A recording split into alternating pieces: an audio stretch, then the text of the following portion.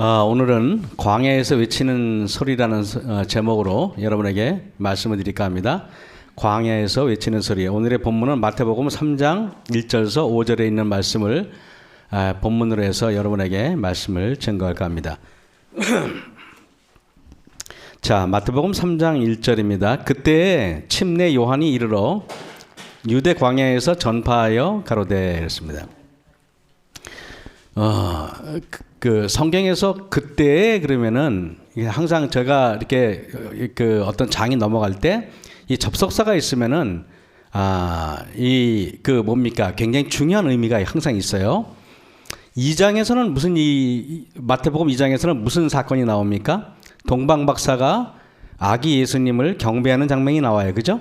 그리고 마리아가 요셉과 더불어 애굽으로 하나님의 지시를 받아서 피난 가라고 명령을 받습니다. 그리고 헤롯 왕이 죽은 다음에 나사렛이라는 동네에 들어갔다는 이야기가 마태복음 2장 23절까지 나오고, 그리고 3장 1절에 그때라고 얘기합니다. 그러면 2장과 3장 바로 이 한 장 사이에 몇 년이 지나는가? 30년의 기간이 지납니다. 30년의 기간이 지나는데 그때 여러분들은 제가 여쭤볼게요. 예수님은 하나님의 아들이니까 사역을 준비를 할 필요가 없었습니까? 아니면 예수님도 치열하게 준비를 해야 됐습니까? 준비를 하셔야 돼요. 그 장면이 시대소망에 보면은 유년 시절, 투쟁의 시절에 나와요. 예수님께서는요, 형제들과 살면서 분노할 때 모든 것을 참고 인내하는 것을 십자가를 위해서 30년 동안 매일매일 준비했다 그랬어요. 그렇기 때문에 예수님이라고 하루아침에 그런 품성이 이루어지는 게 절대 아닙니다. 그때 이 한 단어는 30년의 예수님의 모든 사역을 위한 준비가 그 안에 포함되어 있었던 것입니다. 그래서 똑같은 복음 성경이니까요. 누가복음 3장에 이런 말이 있어요. 디베랴 가이사가 위에 있은 지 15해 본디오 빌라도가 유대 총독으로 헤롯은 바로 베들레헴에서 아기를 죽인 그 헤롯 말고 그 헤롯이 죽은 다음에 그 아들도 헤롯이에요. 그래서 여러분 있어요. 제가 친구가 신학과 동기생이 멕시코에서 온 친구가 있었는데요. 그 아버지 이름이 사무엘 누네즈예요. 아버지 이름이. 근데 그 친구 이름도 사무엘 누네즈예요. 니네 아버지 이름이 뭐냐 했더니 사무엘 누네즈래. 네 이름이 뭐냐 했더니 사무엘 누네즈래. 그래서 이름 짓기가 귀찮았나 봐 그랬어요. 근데 걔네들은 그래서 여러분 들어보셨죠? 루이 14세, 루이 16세 들어보셨습니까? 그냥 몇 세 붙이는 거예요. 걔네들은. 그러니까 헤롯 1세, 그 다음에 아롯의 헤롯 2세 이렇게 되는 겁니다. 그러니까 요 헤롯은 바로 그 아버지 헤롯과 똑같은 이름인데 지금은 다른 인물이에요. 분봉왕으로 그 동생 빌립이 이두레와 드라고니 지방의 분봉왕으로, 루사니아가 아빌레네의 분봉왕으로, 안나스와 가야바가 대제사장으로 있을 때 하나님의 말씀이 빈들에서 사가랴 아들 요한에게 임한지라 그랬습니다. 왜 누가복음 3장에서는요 침례 요한의 등장을 설명하면서 왜 이런 사람들의 이름을 썼을까? 좀 궁금했어요. 근데 여기 여러분 자세히 보시면은요 본디오 빌라도가 나오네요. 다시 보시면 누가 나옵니까? 헤롯 왕이 나와요. 다시 또 누가 나옵니까? 대제사장 가야바가 나와요. 이 사람들은요 예수님이 십자가에 달려 돌아가실 때 그분을 죽이라고 말하고 재판에 넘겨주고 그리고 사람들에게 십자가형으로 내몰았던 사람들이 바로 이 세 사람이에요. 저는 이걸 보면서 어떻게 느낀지 아십니까? 침례 요한은 예수님의 초림을 준비하는 사람이고 저 위에 사람들은 예수님을 죽이려고 하는 사람이고 한 분은 예수님을 영접하려고 하는 사람이에요. 너무 묘하게 요 3장 1절에서 2절 사이에 이렇게 내용이 숨어 있더라 이겁니다. 그래서 보시면은 누가복음 3장 2절에 안나스와 가야바가 대제사장으로 있을 때 하나님의 말씀이 빈들에서 사가랴 아들 요한에게 임한지라 그랬습니다. 참 이상해요. 여러분이 보시면 이런 겁니다. 안나스와 가야바는 우리로 말하면 대총회장 아니면 혹은 연합회장 혹은 합회장 교회에서 제일 높은 사람이에요. 그래 안 그래요? 근데요, 하나님의 말씀이 빈들에서 사가랴의 아들 요한에게 임한지라 그랬습니다. 이상하잖아요. 여러분은 교회에 어떤 사람이 왔을 때 주목합니까? 그래도 이렇게 기관에서 높은 사람 목사님들이 오면은 그래 대청회장이 오셨대, 연합회장이 오셨대, 그리고 여러분들은 주목할 텐데, 오히려 그런 사람이 아니라, 아니면 저 봉화 산골짜기에서 청년이 왔대, 그 청년이 설교한다 그러면 여러분들 마음속으로 어떤 사람의 설교를 더 주목해서 보겠습니까? 그래서 서울서 연합회에서 오신 분들, 높은 사람들이 온 사람들의 말을 더 여러분들은 공신력 있게 보잖아요. 그래 안 그래요? 그게 사람의 외모로 취하는 인간의 본능이 있기 때문에 그런 거예요. 그런데 너무 놀랍게 안나스와 가야바가 대제사장을 있을 때 하나님의 말씀이 대제사장이 임하여 이렇게 돼야 되는데, 안나스와 가야바가 대제사장으로 있을 때 하나님의 말씀이 빈들에서 사가랴의 아들 요한에게 임한지라. 너무 대조적인 말씀이 딱 되어 있는 것입니다. 저는 여러분에게 예루살렘의 거룩한 성전에서 하나님의 말씀을 선포하고 백성들에게 신앙의 영적인 수호자로서 모든 백성들의 영적인 그런 어떤 대변자로서 있었던 대제사장이 있었는데, 그런데 하나님의 말씀이 그에게 임하지 않고 오히려 빈들에서 신학이라는 학문을 공부하지 않았고, 그리고 사람들로부터 한 번도 주목받지 않았던 사람이 혜성처럼 등장합니다. 여러분, 지금 수많은 사람이 유튜브로 조회수가 많으면 훌륭한 목사요, 그렇지 않고 그냥 숨어있어 그냥 유튜브도 안 나오고 아무것도 안 나오고 우리는 주목도 안 하잖아요. 근데 여러분, 정작 마지막 시대 되면은 하나님의 말씀이 정작 사람들이 잘 모르는 사람들에 의해서 이 마지막 사업이 분명히 맞춰진다고 이해는 시내는 기록이 돼 있어요. 여러분, 이제 앞으로는 우리가 이런 일들이, 예수님의 초림과 재림은 너무도 흡사해서 초림을 준비했던 과정을 보면은 예수님의 재림 때 어떠한 모습으로 예수님께서 사람들을 준비시키고 우리에게 기별을 전할지가 드러나도록 되어 있다는 것입니다. 여러분, 그러면은 하나님께서는 왜 대제사장을 사용하지 않고 빈들에 있는, 광야에 있는 아무 학력이 없는 침례 요한을 사용했을까? 에스겔 7장에 그 답이 나옵니다. 패망이 이르리니 그들이 평강을 구하여도 없을 것이라. 환난에 환난이 더하고 소문에 소문이 더할 때 그들이 선지자에게 묵시를 구하나 헛될 것이며, 선지자에게 묵시를 구하는데 왜 헛돼요? 선지자에게는 아무런 기별이 없기 때문에 그런 거예요. 그 다음에 제사장에게는 율법이 없어질 것이죠. 제사장은요, 율법에 맞춰서 성전 봉사를 하는 사람인데 그 율법이 없는 사람이에요. 제사장이 더 이상 아니라는 말이에요. 장로에게는 모략이 없어질 것이며, 여기에 있는 사람들은 성전에서 영적인 일을 담당하는 제일 중요한 사람들 아닙니까? 선지자, 제사장, 장로. 그래 안 그래요? 장로는 요즘에 말하면 목사들이에요. 그런데 여러분, 여기에 보세요. 여기는 선지자에게는 묵시도 없고, 제사장에게는 율법이 없고, 장로에게는 모략이 없다는 말은 아무 생각이 없다는 말입니다. 아무 지혜가 없다는 말입니다. 이것이 여러분 우연일까요? 항상 예수님을 십자가에 못 박은 사람들은 높은 사람이었어요? 저 백성들이었습니까? 한번 생각해 보시라고. 그래서 마태복음 26장 57절입니다. 예수를 잡은 자들이 끌고 대제사장 가야바에게, 이 가야바가 바로 아까 그 초기에 나왔던 가야바에게로 가니 거기 서기관과 장로들이 있더라. 여러분 보세요. 예수님을 끌고 왔는데 예수님을 정죄하는 사람이 누구예요? 대제사장, 서기관, 바리새인, 장로, 교회 지도자들이라는 것입니다. 저는 하나님을 섬기는 가장 영적인 직책을 가진 자들이 선지자요, 제사장이요, 장로들인데, 그런데 이들은 오히려 이상한 영적인 오히려 반항자가 됩니다. 마태복음 26장 64절 보세요. 예수께서 가라사대 때 내가 말하였느니라. 그러나 내가 너에게 이르노니 이후에 인자가 권능의 우편에 앉은 것과 하늘 구름을 타고 오는 것을 너희가 보리라 하니, 이에 대제사장이 자기 옷을 찢어요. 예수님께서 내가 하나님의 아들이다, 내가 재림할 것이다 하니까 옷을 찢어요. 여러분, 제사장이 옷을 찢으면 됩니까? 안 됩니까? 안 돼요. 왜? 여기 나와요. 레위기에 보면은 21장에 자기 형제 중 관여로 부음을 받고 위임되어 예복을 입은 대제사장은 그 머리를 풀지 말고 뭐라고? 옷을 찢지 마라. 만약에 여러분 아세요? 대제사장이 예복을 찢으면 그건 당장 죽임을 당했어야 하는 것입니다.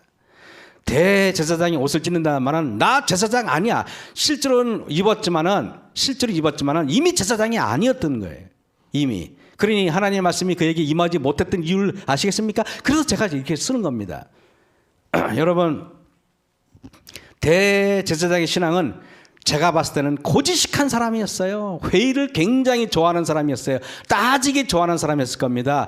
나름 율법을 굉장히 강조하는 사람이었을 겁니다. 교회에 가면 아주 골치 아픈 사람들이 이런 사람들이 오면은요. 그거 여러분 아세요? 직원이 해보잖아요. 해보면은 그냥 뭘 따져 쌓고 여기는 요람이 어떻고 하는 사람들 치고 좋은 사람 한 명도 없어요. 사람은 그래도 좀 약간은요, 사람은 좀 관용이 있고 너그럽고 상대방을 배려하고 이런 사람이어야지 따박따박 따지는 거 좋아하는 사람 되면 안 됩니다. 누가 그렇게 썼더라고요. 뭐라는 소리인지 아십니까? 정직한 말 잘하는 사람들은 남에게 상처를 주는 사람이요. 뭐 이런 말이 있더라고 보니까. 정직한 거 좋은 거 아닙니다. 여러분, 정직한 건 좋은 거지만은 정직해도 할 때 말이 있고 안 할 때 말이 있어. 아무리 하고 싶은 말이 있어도 꾹 닫고 차라리 침묵을 지키는 게 훨씬 더 아름다운 거예요. 정직한 것보다 뭐가 좋습니까? 온유한 게 좋은 겁니다. 여러분 보세요. 누가복음 3장 2절입니다. 안나스와 가야바가 대제사장을 쓸 때 하나님의 말씀이 빈들에서 사가랴의 아들 요한에게 임한지라. 성경은 이 한 말씀에 왜 하나님의 말씀이 빈들에 있는 요한에게 임했는지를 하나님께서는 우리에게 은연중 보여주는 것입니다. 그렇다면 마지막 시대에 예언의 시내는 분명히 기록되어 있어요. 신학이라는 학문을 알지 못하는 사람들을 통해서, 평신도를 통해서 하나님께서 이 마지막 사업을 끝마칠 것이다 라고 기록되어 있어요. 그냥 신학을 모르고 무식한 건 하나님 좋아서 그러는 거 아니에요. 오히려 그 신학이나 학문이 사람들을 오히려 찌꺽찌꺽 끼게 하고 이상하게 자부심이 들게 하고 자만심이 들게 하고 하니까 하나님이 사용할 수가 없는 것입니다. 그런 사람들을. 시대소망 103쪽에 보겠습니다. 그는 하나님을 바라보았기 때문에 사람들을 두려워하지 않았다 그랬습니다. 여러분, 사람들을 두려워하지 않는 사람이 있을까요? 여러분은 어떻습니까? 저는 이렇게 사람들을 두려워하지 않고 하늘이 보낸 기별자로 나갈 준비가 되어 있었다. 사람의 눈치를 보는 사람들은요, 절대 하나님의 기별자가 될 수 없어요. 교회 가서 얘기합니다. 내가 이 얘기하면 집사님이 상처받을 텐데, 이 얘기하면 상처받을 텐데. 한 번은 어떤 교회 갔더니 거기에는요, 어떤 목사님이 고백하는데요, 김장로파가 있고 박장로파가 있더래요. 우리 옥천교회는 우리 김장로님도 안 계시고 박장로님도 안 계시니까 내가 편하게 말합니다. 찾아놓은 파가 있고 양자는 이러면 안 되잖아요, 그죠? 실제로 김장로파가 있고 우리 박장로. 우리 박수자는 워낙 더 선하신 분이라 뭐 상관없습니다. 전혀 그러실 분이 아니잖아요. 김장로파가 있고 박장로파가 있더래요. 그래가지고 목사님이 이렇게 설교하면은 김장로파에 있는 사람들이 귀에 거슬리고, 이렇게 설교하면은 박장로파에 있는 사람들이 귀에 거슬리고. 그러니까 목사님이 어떻게 목회를 했냐면은 딱 가운데 외줄타기 알죠? 외줄타기. 열로도 치우치지 않고 열로도 치우치지 않고. 그러니까 요런 말도 안 하고 요런 말도 안 하고. 왜냐하면 요 말 하면은 이 사람이 상처받고 요 말 하면 이 사람이 상처받으니까 가운데로 이렇게 조심스럽게 하는 겁니다. 그러다가 그 목사님이 그런 생각이 들어요. 내가 도대체 뭐 하는 짓인가? 여러분, 어떤 사람은 이런 말을 해요. 막 설교하면, 목사님 그거 저한테 한 얘기죠? 그럼 내가 여러분한테 하는 얘기지 그 지나가는 아줌마한테 하겠습니까? 설교를 여러분이 설교 들으라고 내가 여기 서 있습니까? 저 지나가는 아줌마가 들으라고 설교를 하겠습니까? 그래 안 그래요? 찔리세요. 찔리셔야 됩니다. 여러분이 의인이 아니잖아요. 고백합니까? 맞잖아요, 그죠? 저도 마찬가지고. 6,000년 동안 인간은요, 사람을 두려워하며 살았어요. 다른 사람들은 나에 대해서 어떻게 생각할까? 이거 제일 중요하잖아요, 그죠? 회사에서 사장이 나를 어떻게 생각할까? 그죠? 또 때로는 친척이 나를 어떻게 생각할까? 이렇게 생각합니다. 그래서 사람들이 나한테 좋은 말을 하면은 천국이 되고, 사람들이 나한테 기분 나쁜 얘기를 하면은 또 갑자기 뭐 또 불행해집니다. 여러분 계시록 14장에 또 보니 다른 천사가 공중에 날아가는데 땅에 거하는 자들과 곧 여러 나라와 족속과 방언과 백성에게 전한 영원한 복음을 가졌더라. 그가 큰 음성을 가로되 뭐라고요? 하나님을 두려워하며 그에게 영광을 돌리라. 세 천사의 기별. 여러분, 왜 제가 이 말을 합니까? 침례 요한은 예수님의 초림을 준비하는 사람이고, 우리는 예수님의 뭐라고요? 재림을 준비하는 사람이에요. 침례 요한의 교적을 내가 봤더니 어저께 띄워봤거든요. 침례 교적이 뭔지 아십니까? 제7일 안식일. 침례 요한 안식일 지켰어요, 안 지켰어요? 지켰잖아요. 제7일 안식일 예수 초림 교회 교인이더라고요. 실제로 가봤더니 제7일 안식일 예수 초림 교인이야. 우리는 뭐예요? 제7일 안식일 예수 재림 교회예요. 초림 교회와 재림 교회는 비슷해요, 그죠? 그래서 바로 제7일 안식일 예수 재림 교회, 초림 교회 똑같아요. 하나님을 두려워하며, 하나님을 두려워하는 사람만이 하나님의 기별자, 정말로 하나님의 말씀을 증거할 준비가 되어 있는 사람들입니다. 여러분, 다니엘 1장 8절에 보겠습니다. 다니엘이요, 이렇게 바벨론 포로로 끌려와요. 끌려오는데 음식이 전부 다 다니엘이 먹을 수 없는 부정한 음식들이에요. 돼지고기에다가 뭐에다가 게에다가 무슨 참게가 있든가, 뭐 휘황찬란한 음식들이 잔뜩 있어요. 다니엘이 하나님한테 기도를 합니다. 다니엘이 뜻을 정하여라는 말이 마음에 기도를 하는데 아주 굳게 결심해요. 내가 절대로 부정한 음식을 먹지 않으리라. 여러분, 다니엘이 뜻을 정하여 진미와 그의 마시는 포도주로 자기를 더럽히지 않고 자기를 더럽히지 않게 하기를 환관장에게 구합니다. 근데 환관장은 어떤 사람이냐? 환관장이 다니엘에게 이르되 내가 내 주 왕을 두려워하노라. 여러분, 환관장은 누구를 두려워합니까? 왕을 두려워해요. 여러분은 누구를 두려워합니까? 정치가를 두려워합니까? 법을 두려워합니까? 검사들이 여러분한테 내가 너 탈탈 털 거야 그러면 겁나죠? 그래 안 그래요? 원래 우리나라 검사들은 없는 죄도 뒤집어 씌우는 사람들이에요. 예, 그러니까 내가 볼 때는 검찰 개혁은 해야 되는 것입니다. 여러분, 근데 이 땅에는 어차피 공의가 이루어지긴 쉽지 않은 세상이에요. 근데 내가 내 주 왕을 두려워하노라 그랬어요. 근데요, 다니엘도 두려워요. 포로로 잡혀오는데 어떻게 안 두려울 수가 있겠습니까? 다니엘은 하나님을 두려워하기로 결심한 거예요. 그래서 내가 절대로 하나님께서 금지한 음식을 먹지 않기로 결심한 것입니다. 그 다음에 여기에 보세요.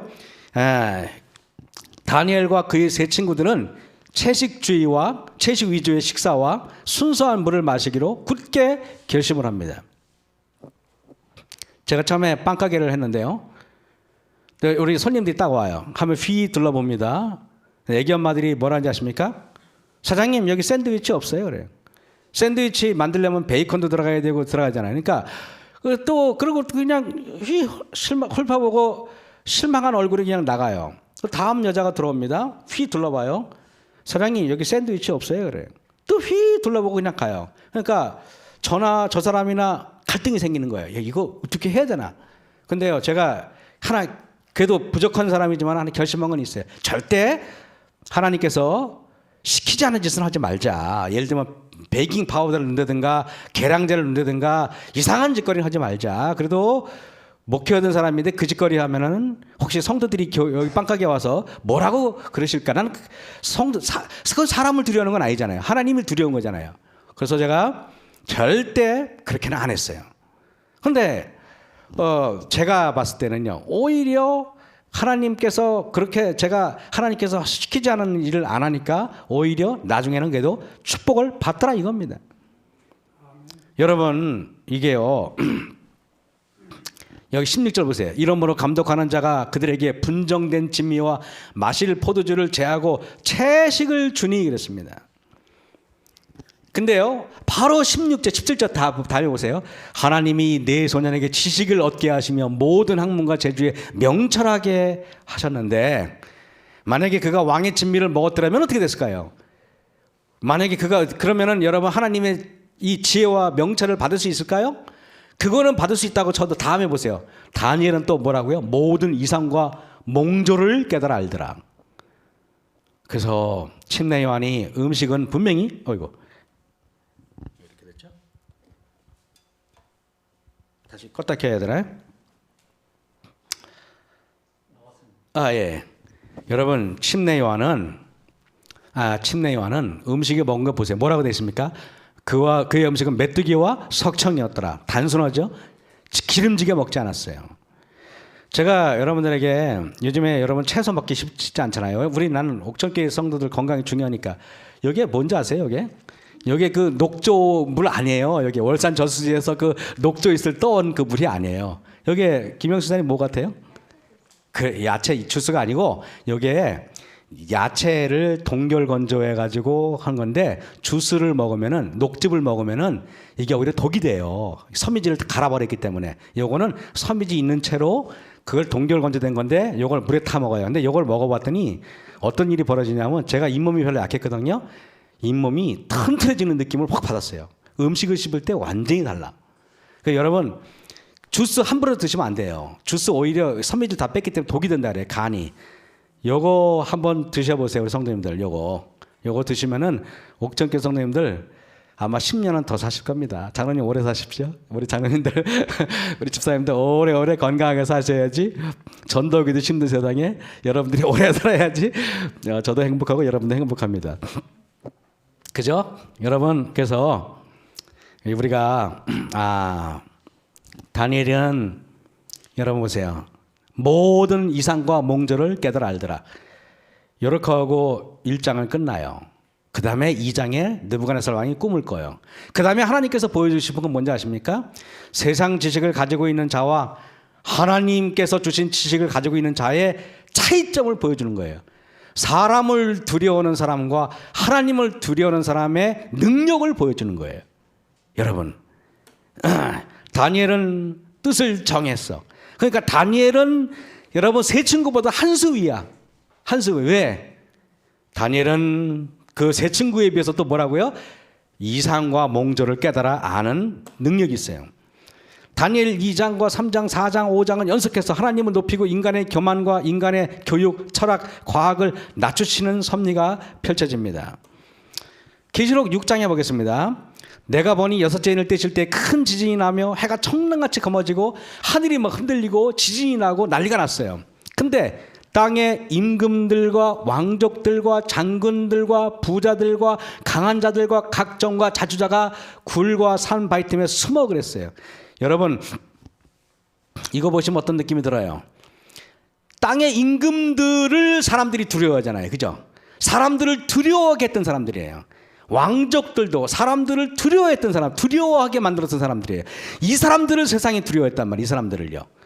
재벌들, 이 사람들 부자들 있잖아요. 세상의 부자들을 우리가 두려워하잖아요. 근데 이 우리가 두려워했던 이 사람들이 희한하게 벌벌 떨면서 숨습니다. 여러분 제가 말씀드릴게요. 사람을 두려워하는 사람은 절대 마지막 환난을 피할 수가 없어요. 사람을 두려워하는 사람들은 반드시 하나님을 배신하게 돼 있어요. 사람을 두려워하는 사람들은 반드시 실패하게 돼 있어요. 그래서 여러분 여기에 땅의 임금들과 왕족들과 장군들과 부자들과 강한 자들과 이 강한 자들 사람들을 두려워하게 떨었던 이 사람들 벌벌 떨고 숨어듭니다. 우리 성도님들은 하나님을 두려워하는 사람 그죠? 하나님의 말씀을 두려워하는 백성이 되시길 간절히 바랍니다. 네, 여기 보시면은 우리는 땅의 임금들을 두려워했습니다. 땅의 왕족들을 두려워했습니다. 군대를 호위하는 그들의 힘을 우리는 두려워했습니다. 첨단 기술을 가지고 기업하는 부자들을 우리는 두려워했어요. 때로는 부자들이 우리를 멸시할까 봐 두려워합니다. 그러나 여러분 하나님을 두려워하는 사람들에게는 이까짓 거는 아무것도 아닙니다. 만군의 여호와의 날에 임금들이 낮아져야 합니다. 만군의 여호와의 날에 여러분 이 사람들이 가장 낮은 경험을 하게 될 것입니다. 이사야 6장 10절에 보겠습니다. 그날에 눈이 높은 자가 낮아지며 눈이 높은 자가 뭐예요? 이 땅의 임금들 아닙니까? 교만한 자가 굴복되며 여호와께서 홀로 높임을 받으시리라. 대저 만군의 여호와의 한 날이 모든 교만 자와 거만 자와 자고한 자에게 임하여 그들을 낮아지게 하겠고 그랬습니다. 이사야 2장 22절에 너희는 인생을 의지하지 말라. 그의 호흡은 코에 있나니 수에 칠 가치가 어디 있느냐 그랬습니다. 사람 두려워하지 마세요. 제가 처음에 이렇게 장사를 해보니까 손님이 안 오니까 두렵더라고요. 그죠? 장사가 안 되면 두려워요. 의사가 뭐라고 말하면 두려워요. 그죠? 사장이 나한테 직장을 그만두라 그러면 두려워요. 근데 두려워하지 마세요. 두려워하지 마세요. 그래서 어저께 그저께인가요? 우리 윤 지사님 아들이 저한테 왔어요. 우리 따님하고. 그래가지고 이미 이제 뭐 이거를 이제 일을 시작하려고 그러니까 이제 두려운 거야. 그래서 제가 두려워하지 마라. 하나님의 말씀을 굳게 잡아라. 너 하나님을 두려워하지 않으려면 매일 큐티해라. 매일 하나님 말씀 묵상해라 그랬어요. 개신교에 어떤 여자 목사님이 계신데 그 목사님은 자기를 이렇게 소개해요. 저 매일매일 큐티하는 김모모 목사입니다. 이렇게 소개해요. 너무 멋있더라고요. 그래서 여러분도 큐티 말씀 묵상 있잖아요. 매일매일 말씀 묵상하는 사람이 돼야 돼요. 그게 얼마나 여러분 복된 건지 아십니까? 그래야만 하나님을 두려워할 수 있어요. 그래야만 사람을 두려워하지 않습니다. 그래야만 환경을 두려워하지 않습니다. 마태복음 3장 4절 이 요한은 약대 털옷을 입고 허리에 가죽띠를 띠고 음식은 메뚜기와 석청이었더라. 하나님의 이상과 몽조를 깨달은 사람들은 특징이 있는데 그들은요 절대로 산의 진미를 먹지 않았어요. 기름진 음식을 좋아하지 않았습니다. 여러분 기름진 음식을 좋아하는 사람은 절대 영적인 진보를 이룰 수가 없다는 걸 저는 확신합니다. 단순한 음식을 드셔야 돼요. 제가 그 집행에 있으면서 하나 결심한 게 하나 있어요. 뭔지 아십니까? 뭐 안 먹고 이것도 중요하지만은 제가 이 샐러드 있잖아요. 한번 내가 스스로 이렇게 뭐니까 샐러리하고 뭐 토마토하고 당근을 사다가 잘라가지고 소스에 버무려가지고 그거를 매일 먹으려고 노력을 해요. 그러니까 얼마나 좋은지 몰라요. 머리가 맑아지는 느낌이에요. 그리고 야채가루 이것도 매일 마십니다.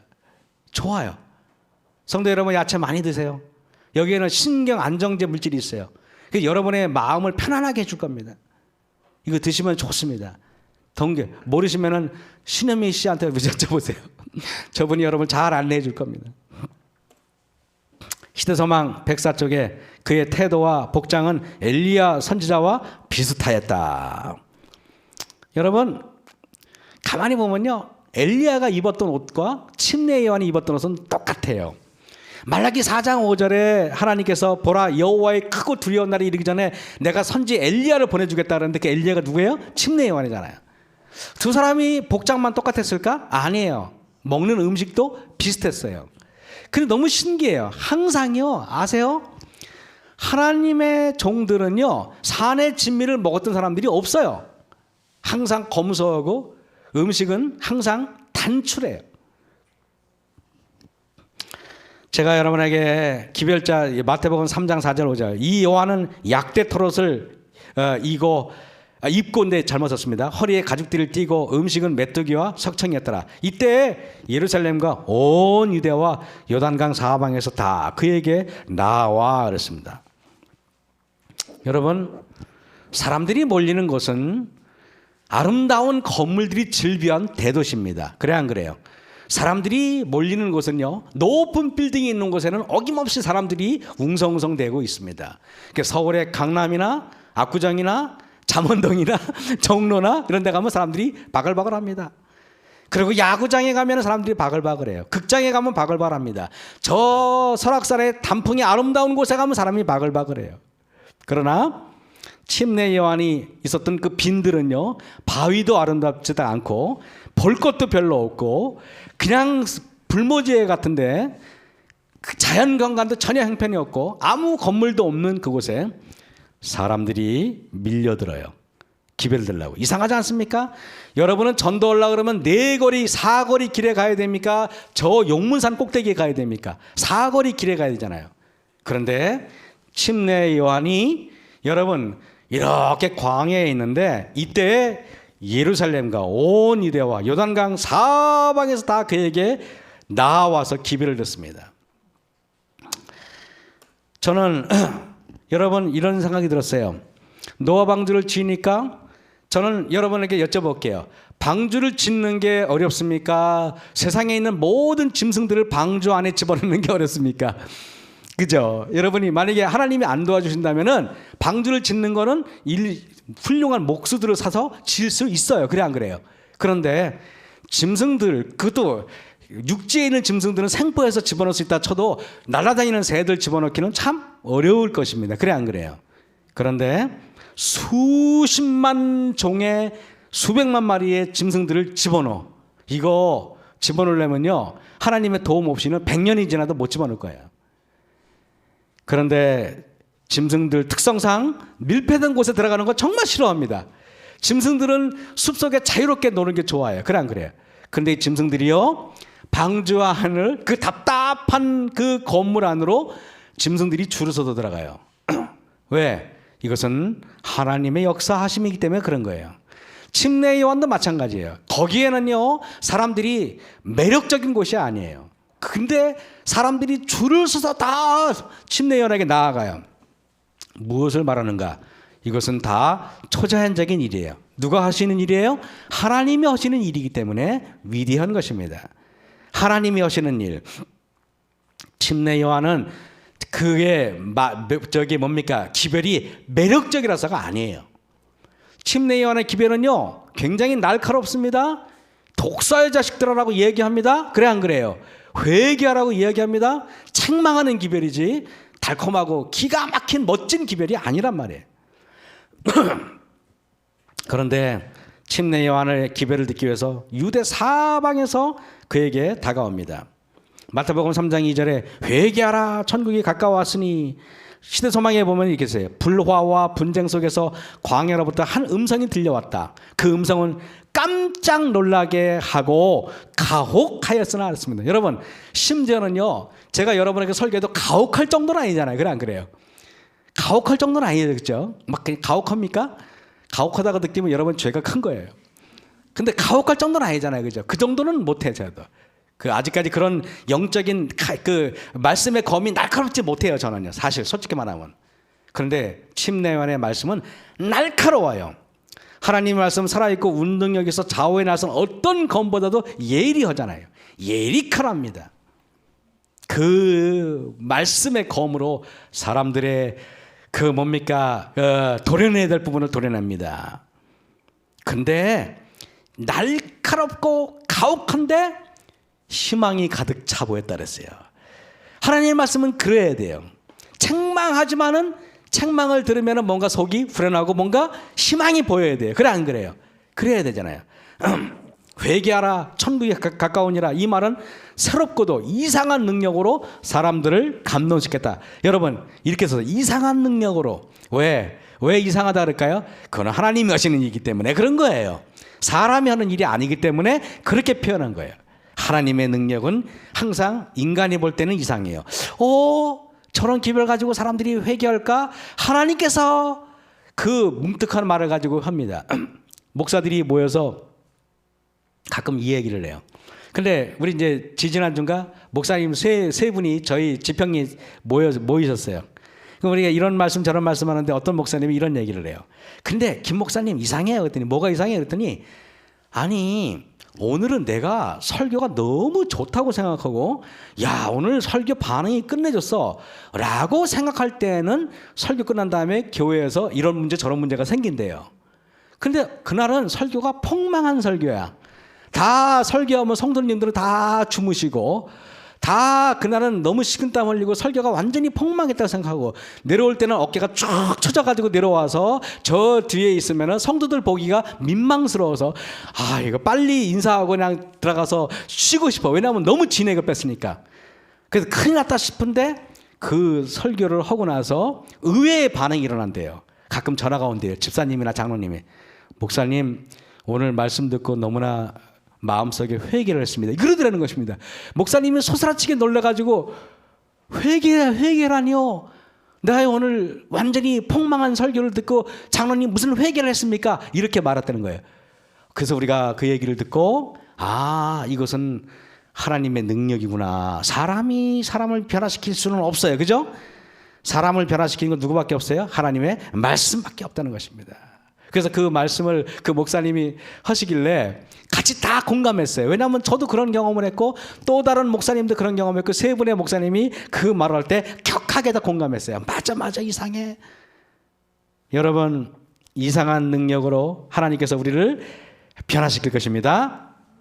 신서망의 103쪽에 하나님께서는 죄인들에게 사탕 발린 말을 하도록 당신의 기별자를 보내지 않으셨다 그랬습니다. 사탕 발릴 말을 기대하지 마시기 바랍니다. 저는요, 얼굴은 달콤하게 생겼지만 기별은 그런 기별이 없어요. 그죠? 사탕 발린 말을 할 수가 없어요. 여러분, 사탕 발린 말은 하나님의 단상에서 기대하시면 안 돼요. 마태복음 3장 2절입니다. 회개하라, 천국이 가까웠느니라 하였으니. 회개하라. 침례 요한의 외친 기별은 뭡니까? 회개하랍니다. 근데요, 제가 천국이 가까웠다고 해요. 여러분은 천국 하면 어떤 이미지가 머릿속에 떠오르십니까? 천국 하면은 우리 김경재 사님은 천국 하면 어떤 이미지가 떠올라요? 생명나무가 떠오릅니까? 한 금도성 예루살렘이 떠오릅니까? 12보석으로 된 문이 떠오릅니까? 생명수가 떠오릅니까? 여러분 어떤 생각이 떠오르요? 그죠? 그렇게 떠오르지. 그 당연한 거 아니에요? 떠오르잖아요. 그죠? 그런데 침례 요한이 회개하라 천국이 가까워오느니라 하시면서 그 다음 절 보세요. 저는 선지자 이사야로 말씀하신 자가 일렀을 때 광야에 외치는 자의 소리가 있어 가로되 너희는 주의 길. 천국이 가까워오는데 그 천국이 누구라고요? 천국이 누구예요? 예수님이라는 것입니다. 여러분의 천국은 장소나 어떤 환경이 아니라 여러분의 천국은 예수님이어야 돼요. 맞습니까? 예수님이어야 돼요. 여러분, 그래서 이걸 보면서 제가 굉장히 마음을 센세지 일으켰어요. 천국이 가까웠느니라. 그러면은 가까우니까 침례 요한이 하는 일은 뭐예요? 그 천국의 길을 예비해야 되잖아요. 근데 그 천국을 그 다음 절에 보니까 주의 길을 예비하라. 이걸 보면서 저는 여러분 계시록 21장에 그 하늘 예루살렘 성을 쫙 21장에 설명하잖아요. 12성이 있고 12문이 있고. 근데 이래요. 성원의 성전을 내가 보지 못하였으니 이는 주 하나님 곧 전능하신 이와 및 어린 양이 그 성전이다. 물론 금도성 예루살렘이 실제로 있어요. 그런데 그 예루살렘 성의 본체가 누구라고요? 하나님, 예수님, 성령 하나님이라는 뜻이에요. 그 성은 해나 달의 비침이 쓸데없으니 이는 하나님의 영광이 비치고 어린 양이 뭐라고 해요? 그 빛이 되는 거예요. 그래서 예수님이 빛이고 예수님이 생명이고 예수님이 생명나무. 그래서 예수님이 있잖아요. 내가 빛이요, 내가 길이요, 내가 생명이다 말씀하죠, 그죠? 그러는 것입니다. 저는 이걸 보면서 마태복음 4장 17절에 예수님도 침례 요한과 똑같은 말씀하세요. 이때부터 예수께서 비로소 전파해 가라사대 회개하라 천국이 가까웠느니라. 천국이 무엇입니까? 여러분, 제가 2016년도 1월 달인가요? 그때 하와이를 갔어요. 1월 달에 하와이 가면 참 좋습니다. 더운 지방에는요, 겨울에 가야 돼요. 우리나라 여름에도 파랗고 하와이도 파라면 별로 그게 그거야, 솔직히 말하면요. 근데요, 여기는 다 죽었는데 하와이에 딱 가니까 영상 30도에 포근한 날씨니까 얼마나 좋은지. 그래가지고 거기 이렇게 하와이에 가면요, 어떤 해변에 가면은요, 해변이 마치 밀가루처럼요, 아주 그냥 폭신해. 그 해변이 모래가요 포근해. 아주 하얀 게 몇 킬로냐, 한 내가 볼 때는 한 4km 5km 넘을 거리 끝도 없이 계속 해변이 있어요. 거기서 이렇게 해수욕을 하고 있는데 저처럼 잘생긴 청년 둘이 이게 목욕을 하고 있더라고요. 그래서 같이 이렇게 막 하다가 이런 얘기 저런 얘기 했는데 어디서 왔냐 그랬더니 멕시코에서 왔대요. 근데 그 친구가 저한테 이런 말 하더라고요. 야, 멕시코에는 여기보다 훨씬 아름답대요. 멕시코 해변은 훨씬 아름답대요. 그 실제로 제가 이거 멕시코에서 왔으니까 그러려니 하고 어느 날 TV를 보다가 정말 멕시코 해변이 얼마나 아름다운지 하와이보다 더 좋아요. 근데 여러분의 마음속에는 멕시코 해변이 좋아요, 나빠요? 별로 안 좋아. 맨날 사람을 죽이는 총질하는 멕시코, 마약 속을 멕시코, 법도 없고 무질서한 멕시코, 사람들의 준법적 사람들이 막 그냥 거짓말 잘하는 멕시코. 그런 멕시코는 어때요? 천국이에요? 아니에요. 그래서 여러분, 장소가 아무리 아름답고 훌륭해도 거기 사는 사람이 형편없으면은요, 천국이 아닙니다. 그래서요, 장소보다 뭐가 중요합니까? 어떠한 전제들로 이루어졌는가가 중요한 것입니다. 천국은 회개하고 마음이 아름다운 사람들이 모여야 비로소 천국이죠. 천국은 양보하고 서로 여러분 욕심을 버리고 서로 온유하고 서로 이렇게 서로를 아끼는 사람들이 모여야 천국이죠. 그래서 예수님께서 사진을 이렇게 찾았는데 예수님께서 저렇게 계신데 주변에 있는 사람들이 예수님이 그냥 계시기만 해도 너무 행복해. 예수님께서 그냥 가만히 계셔도 옆에 있어도 그냥 너무 훈훈해. 그게 천국 아니에요? 예수님이 계시니까 그냥 거기가 다 하늘 천국이 되는 거예요. 천국이. 마태복음 5장 3절에 심령이 가난한 자는 복이 있나니 천국이 저희 것이며 의를 위하여 핍박을 받는 자는 복이 있나니 천국이 저희 것이며. 그러죠? 여러분, 회개하라 천국이 가까우니라. 그 천국이신 주님께서 오시는데 주로 어디로 오신지 아십니까? 우리의 마음으로 들어오려고 그래. 근데 우리의 마음은 이렇게 가시가 돼 있어요. 하나님의 거룩한 존재가 들어오기에는 우리의 마음이 너무 가시가 돋죠.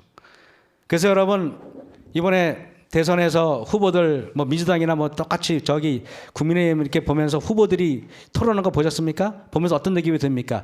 참 우리의 참 왕이 됐으면 좋겠다는 생각이 드는 사람이 있습니까? 한 명도 없죠. 어떤 생각이 듭니까? 서로 잘났다고 서로 하는 걸 보셨습니까? 실망하죠, 그죠? 근데요, 실제로 우리의 모습이 그렇지 않나 우리가 반성해 볼 필요가 있지 않을까요? 근데요, 우리의 마음은요 이렇게 날카로워요. 그래서요, 이번에 나올 때요 사람들이 그런 말이에요. 가시 돋친 말이라는 거 들어보셨습니까? 가시가 돋친 말. 근데 말이 왜 가시가 돋쳤습니까? 마음에 가시가 돋쳤으니까 말이 가시가 돋치는 거예요. 가시는 우리의 마음에 이런 거예요. 이런 마음이 있어서는 주님께서 들어오실 수가 없어. 그래서 침례요한이 나서가지고 사람들에게 회개하라. 다시 말하면 너희의 가시가 돋친 그 마음을 좀 너희가 좀 고칠래? 가시를 좀 뗄래? 하는 소리예요. 왜 예수님께서 우리의 마음에 못 들어오는지 아십니까? 우리의 마음이 너무 날카로워요. 우리의 마음이 너무 무관심해. 그럴 수밖에 없죠. 주님께서 우리에게 오셔야 하는데, 여러분, 이스라엘은 예수님이 오시기 전에 말라기 선지자로부터 마태복음 1장까지 말라기 선지자가 딱 죽고 나서 마태복음까지 몇 년의 시간이 지난지 아십니까?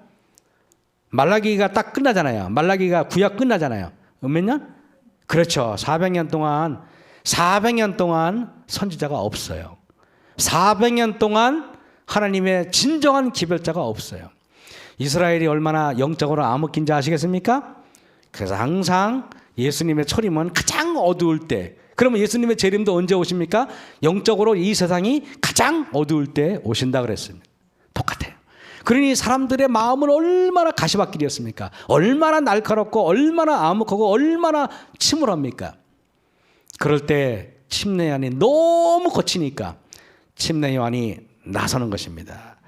그래서 너무 냉랭한 인간들, 풀 한 폭이 자랄 수 없는 그 심령에 침례요한이 나와가지고 회개하라 그러면서 주님의 길을 예비하는 것입니다. 말에 가시가 있죠. 가시 돋친 말이라 그러죠. 가시 돋친 설전. 그래서요, 사람들이 얘기합니다. 어떤 사람은요, 가시가 너무 날카로워서 옆에 못 가요. 근데 그 사람이 그럽니다. 이 교회 가니까 사랑이 너무 없어. 나한테 아무도 안 와. 안 가죠. 당연히 가시가 있어가지고 가면 찔리는데. 여러분, 사람들은요, 명심하세요. 내가 여러분 달콤한 사과를 달고 있으면요, 사과를 따먹으려고 와요. 내 입에서 사과가 뚝뚝 떨어지고 내 입에서 꿀이 뚝뚝 떨어지면 사람들이 와서 그거 얻어먹으려고 그래요. 근데 내가 너무 날카로우니까 못 오는 거예요. 왔다 가면 찔리는데 어떤 사람은요, 아이고 집사님 하면서 꼭 내가 생각해서 하는 말인데 꼭 끼어나. 그 사람이 가면 온 몸에서 피가 나. 왜? 가시니까. 가시니까 그런 거예요. 가시니까. 사람들은 그래서 자기가 자신을 몰라요.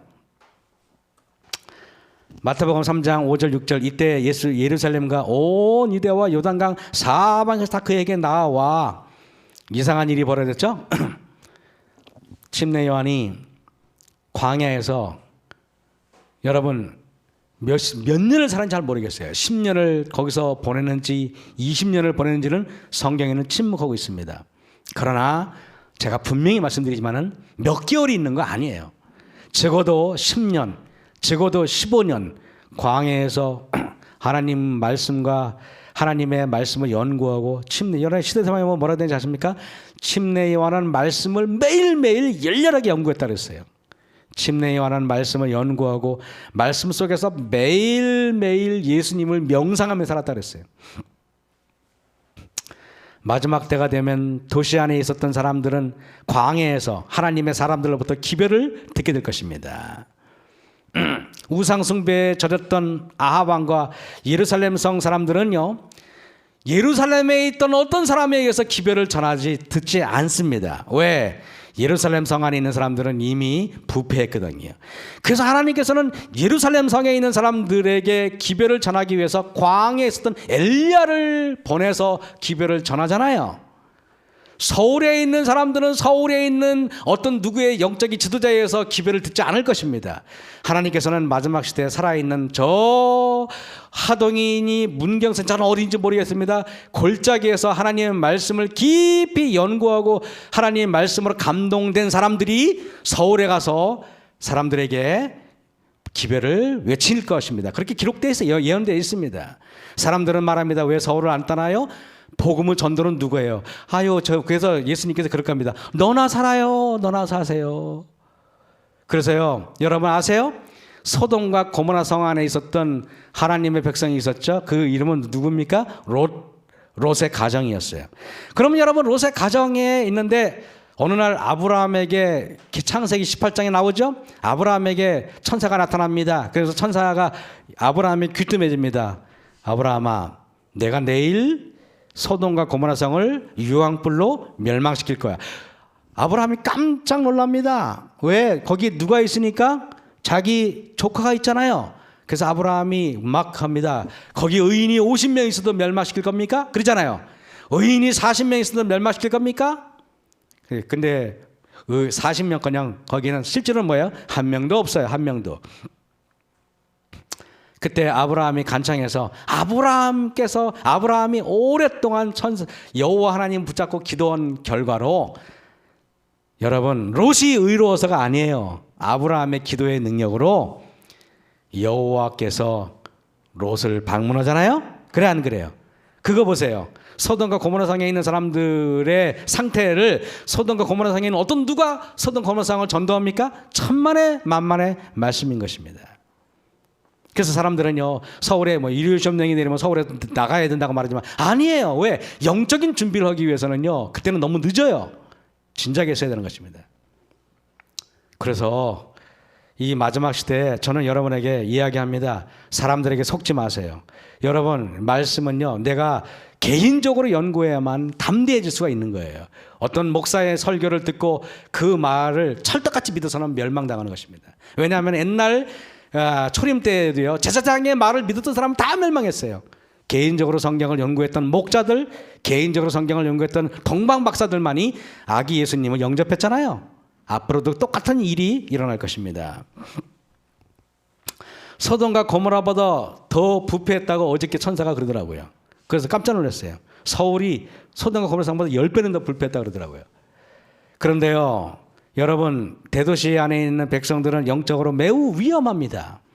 그분들은요, 매우 지금 위험한 상태에 있어요. 이제 여러분이 인터넷에서 유명한 유튜브에 어떤 목사님이 기별을 전하지 않을 것입니다. 앞으로 마지막 시대에 하나님께서 어떤 정말 한 번도 얼굴도 보지 못했던 정말 어떤 집사님에 의해서 또는 어떤 초신자에 의해서 하나님께서 하나님의 놀라운 기별을 외칠 때가 멀지 않을 것입니다. 그때 숨어 있었던 준비된 엘리야와 준비된 침례 요한 같은 사람들이 성령의 인도하심 받고 혜성처럼 나타나서 복음을 전할 것입니다. 말재주가 좋고 그럴듯한 설교적 신학적인 학문을 풀어서 사람들에게 말하지만은 실상은 그 말씀 가지고 하나도 변화가 될 수 없는 말씀들, 그럴듯하지만은 생명력이 없는 말씀들이 아닌 생명력이 가득한 하나님의 살아있는 말씀들이 백성들을 일으킬 때가 멀지 않은 것입니다. 매일매일 사람들을 변화시키지 못하는 생명력 없는 말씀만 들었던 백성들에게 하나님께서는 이 마지막 시대에 성령 충만한 말씀을 외칠 때가 멀지 않았습니다.